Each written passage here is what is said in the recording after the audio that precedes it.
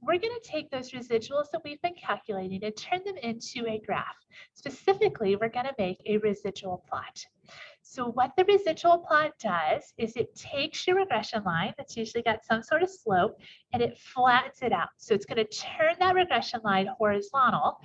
And what we have is the explanatory variable is going to be on the x-axis, and we'll plot the residual values on the y-axis. And what that does for us is it makes it easier to see unusual observations and patterns, as well as it gives us a good clue about how that regression line is going to fit the data. So there's a variety of different things you can see in a residual plot. If your data is actually linear, what you're looking for is no pattern at all. So if you remember in the last video, we looked at that coral data, and the last thing we did was we took all of the x values, and then we found the correlation coefficient for those and the residuals.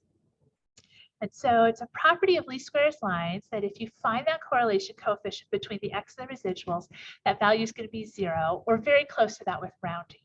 And so when that correlation coefficient is 0, what we're expecting to see is no pattern at all here. So no pattern means you've got linear data and you should go look at the scatter plot and get going on it. Other patterns that you could see, so you could see a curved pattern. And generally what that means is your original data is curved and you're going to need to use a higher order polynomial.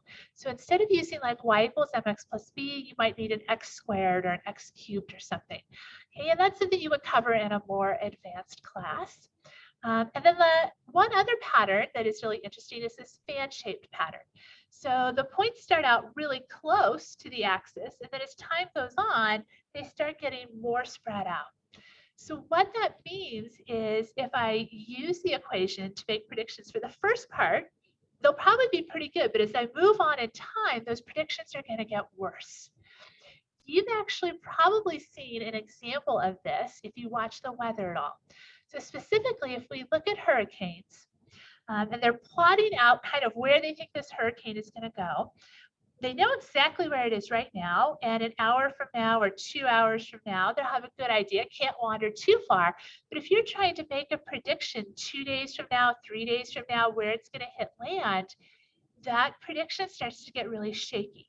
And you'll see that here. You notice where the hurricane is at now. It starts out with this really narrow section, right, of where it could travel to. But the further on you go in time, it starts to get out really wide. And that's because there's a lot of factors that could impact how that hurricane is going to travel. And so the further out in time, it's just harder to nail down exactly where it's going to go.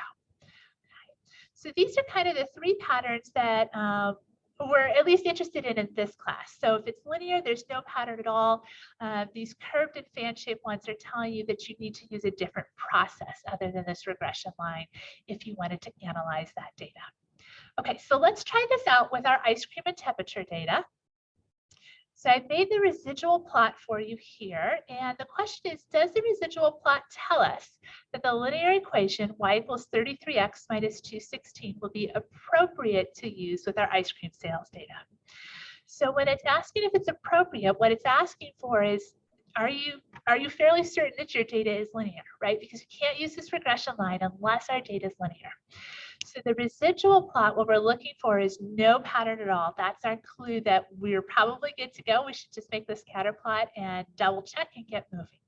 So the ice cream sales data has no pattern at all, which is what we would expect since we've seen the original graph and we know it's a really nice, strong relationship there. So the answer here is yes. Because the residual plot is scattered and has no pattern, it would be appropriate to use that linear equation. All right, come back in the next video and we'll look at how to have Excel create these residual plots for us using that data analysis package.